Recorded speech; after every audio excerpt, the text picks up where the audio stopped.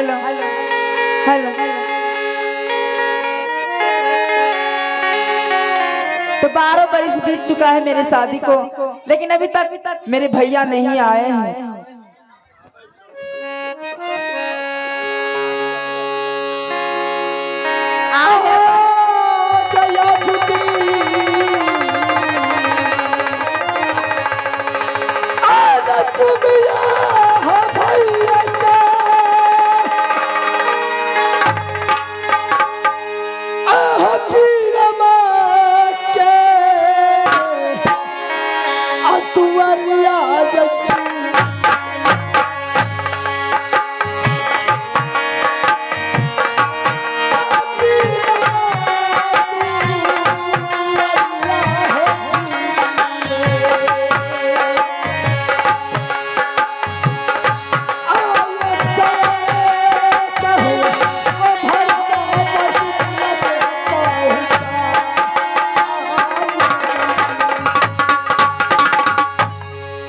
एक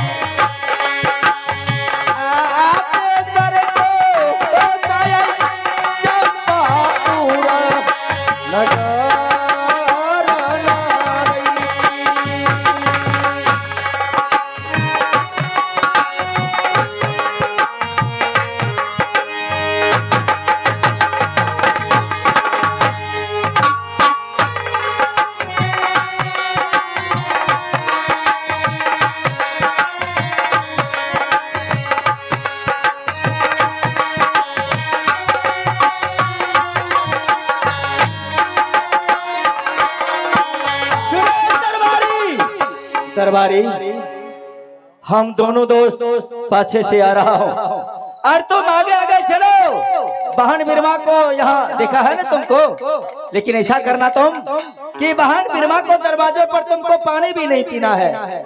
एक बात तुम नहीं जानते हो कि हमारे दोस्त गोपीचंद तो गए थे ना, बहन बिरमा क्या कि पापड़ी के पानी में जहर मिलाकर को दी थी पीने के लिए।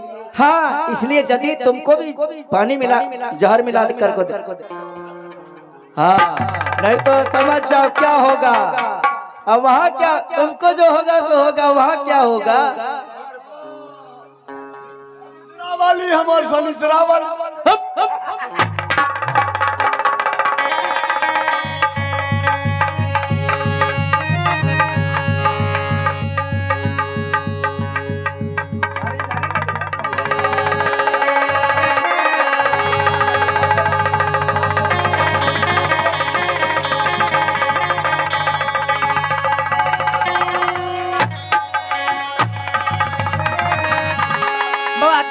रे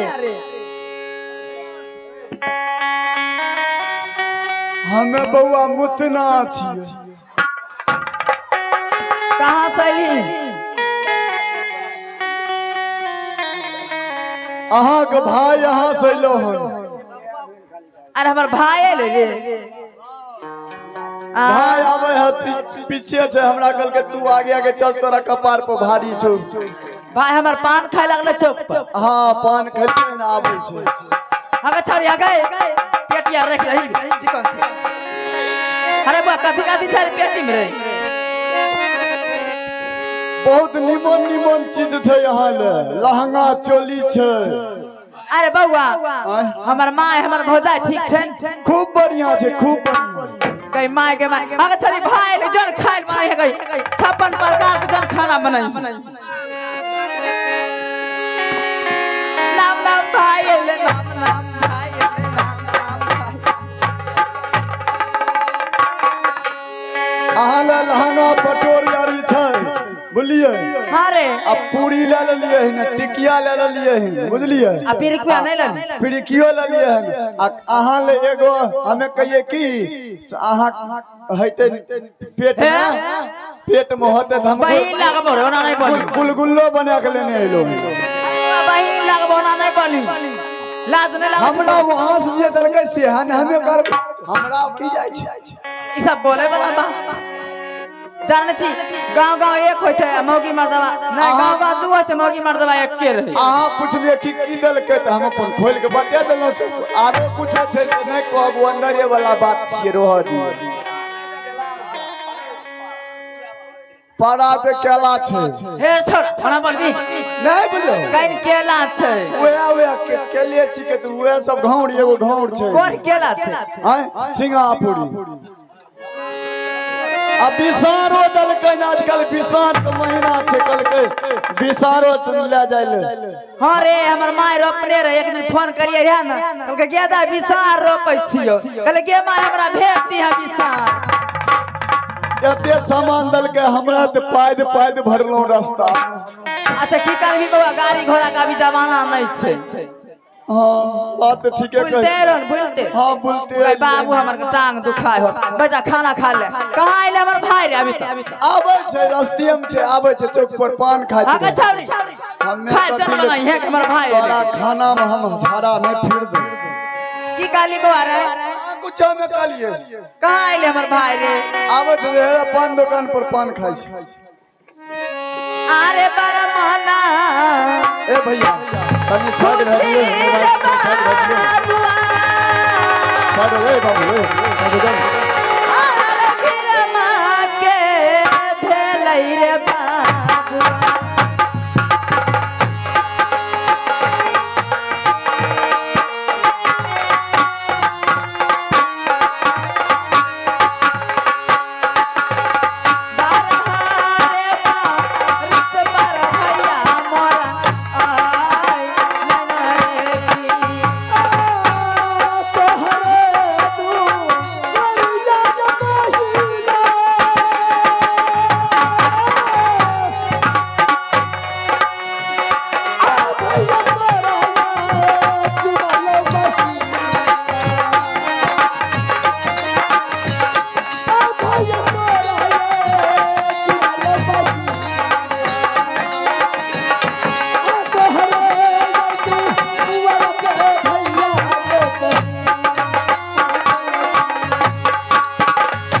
बहन बिरमा बाबूजी दोस्त का बहन तो बहने होती है। प्रणाम भैया प्रणाम भैया। मास्टरो बहन बिरमा अच्छी से रहती है ना?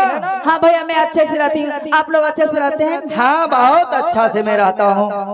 मैं सोचा हम के कि एगो भाई छी हमरा हमर भाई के दोस्त भाई एगो ने दू गो भाई ले गई मार अगर छोड़ भाई काहे खाइल बनाली की कहते हमर भाई जीते हुआ तो हमर भौजा की कहते हमर बहन खाइलन पूछलक